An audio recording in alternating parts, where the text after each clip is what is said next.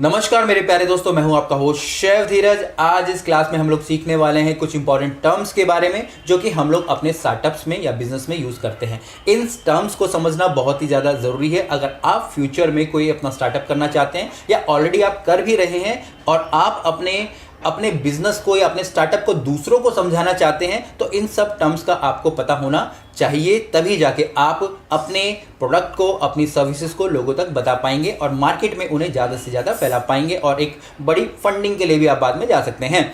सबसे पहला यहाँ पे है एंजल इन्वेस्टर। एंजल इन्वेस्टर आप बोल सकते हैं कोई एक व्यक्ति होता है, कोई एक फर्म होती है, कोई एक कंपनी होती है जो कि शुरुआती दौर में आपके स्टार्टअप के ऊपर पैसा इन्वेस्ट करती है। क्योंकि जो एंजल इन्वेस्टर होता है उसको लगता है कि जो आपका जो स्टार्टअप है वो बहुत ही ज़्यादा ग्रो कर सकता है फ्यूचर में, तो शुरुआती समय में वो आपके बिजनेस में पैसा लगाते हैं और उस पैसे के बदले में वो आपसे कंपनी के कुछ इक्विटी, कुछ शेयर्स ले लेते हैं। साथ साथ उनके पास जो भी अनुभव होता है, जो भी कनेक्शंस होते हैं, उसमें भी आपकी वो हेल्प करते हैं आपके बिजनेस को ग्रो करने के लिए।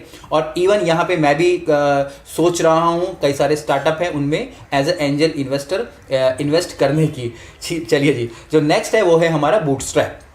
जिस प्रकार से पहले वाले टर्म में मैंने बताया कि भाई कोई बाहर से हम लोग कोई पैसा दे रहा है, बूटस्ट्रैपिंग में होता है क्या है कि आप कहीं से भी, किसी से भी पैसा नहीं लेते हो, सारा का सारा पैसा आपका ही होता है। चाहे आप अपने फ्रेंड से ले रहे हो, अपनी फैमिली से ले रहे हो, या खुद ही कहीं ना कहीं से लोन करके अपने बिजनेस को आगे बढ़ा रहे हो, सेम बिजनेस को चला रहे हो या नई ब्रांचेस खोल रहे हो। आप बोल सकते हैं आप अपने बलबूते के ऊपर अपने बिजनेस को आगे बढ़ाने की कोशिश करते हो या चलाने की कोशिश करते हो।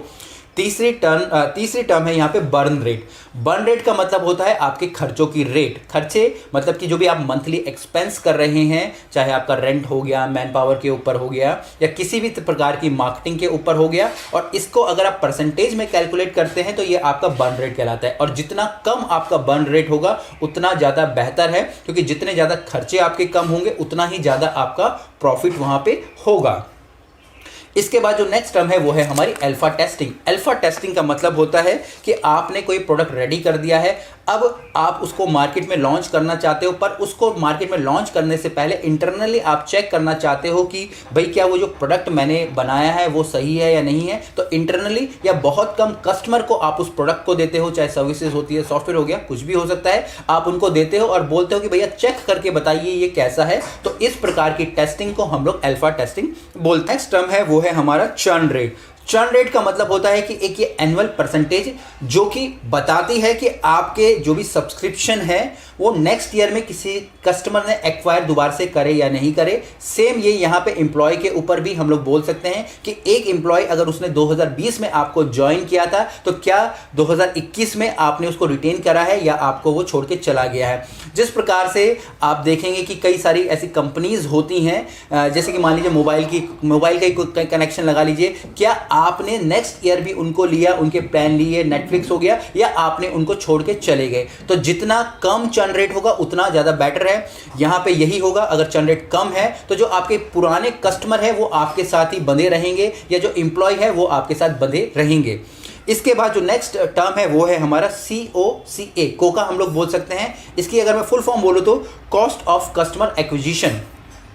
एक कस्टमर को अपने पास तक लाने के लिए, अपने प्रोडक्ट तक बेचने के लिए आपको कितने पैसे आपने खर्च करे। ये सारे पैसे आपके चाहे मार्केटिंग के ऊपर लग रहे हैं, आपकी ऑफिसेज के ऊपर लग रहे हैं, सैलरीज के ऊपर लग रहे हैं, फनल्स क्रिएट करने के ऊपर लग रहे हैं। तो ये सारा अमाउंट जो होता है उसको आप एक परसेंटेज में कैलकुलेट कर लेते हैं, या आप बोल सकते हैं एक रेट आप निकाल लेते हैं कि भाई कितना पैसा मुझे लग रहा है एक कस्टमर को एक्वायर करने के लिए। मान लीजिए अगर आप कोई 10,000 का प्रोडक्ट बेच रहे हैं और पूरा खर्चा निकालने के बाद आप बोल सकते हैं कि मुझे एक कस्टमर को एक्वायर करने के लिए 50 रुपये लग रहे हैं। तो इस प्रकार से आप अलग अलग प्रकार से अपनी जो कस्टमर एक्विजिशन की रेट या प्रॉपरली एक अमाउंट निकाल सकते हैं। इसके बाद जो नेक्स्ट टर्म है वो है ड्रैगन। ड्रैगन का प्रयोग करते हैं हम लोग जब किसी एक स्टार्टअप को 1 बिलियन की फंडिंग पहले ही राउंड में मिल जाती है, उस स्टार्टअप को हम लोग ड्रैगन स्टार्टअप बोलते हैं, या उस टर्म को हम लोग ड्रैगन टर्म बोलते हैं। इसके बाद जो नेक्स्ट टर्म है वो है हमारी इक्विटी। इक्विटी का मतलब होता है किसी भी कंपनी के शेयर्स। अब इस इक्विटी को आप बेच भी सकते हो किसी को, और उसके बदले में कंपनी के अंदर आप कोई भी एक बड़ा पैसा ले सकते हो। यहाँ पे जो नेक्स्ट टर्म है वो है हमारी यहाँ पे MVP। MVP का मतलब है मिनिमम वाइबल प्रोडक्ट। आप बोल सकते हैं कि ये एक प्रोडक्ट होता है या सर्विसेज आप लगा लीजिए जिसके के अंदर बहुत ही कम फीचर होते हैं।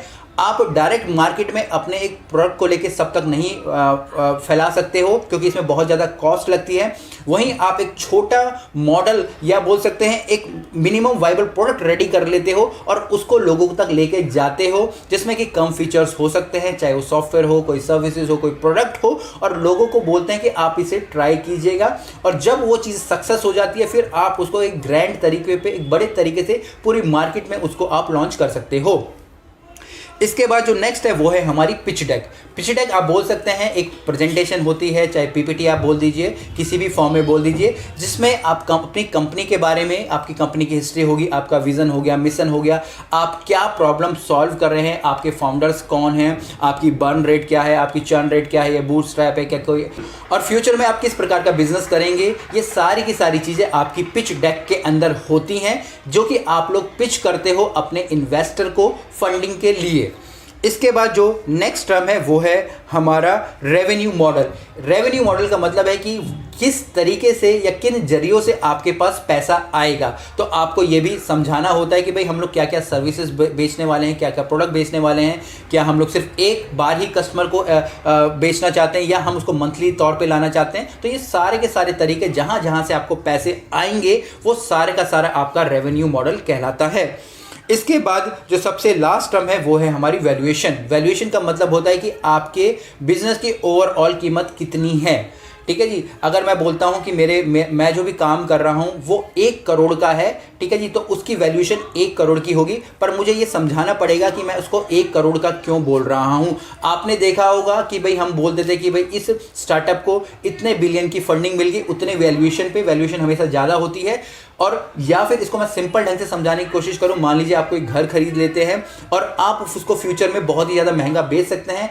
आप लोगों को ये बता सकते हैं कि भाई ये देखिए ये कॉर्नर का दुकान है, कॉर्नर का मकान है, और फ्यूचर में आप यहाँ पे दुकान खोल सकते हो, कोई पार्लर खोल सकते हो, कोई रेस्टोरेंट खोल सकते हो, और आप उनको समझा सकते हो कि इसकी वैल्यू इसलिए ही इतनी ज़्यादा है।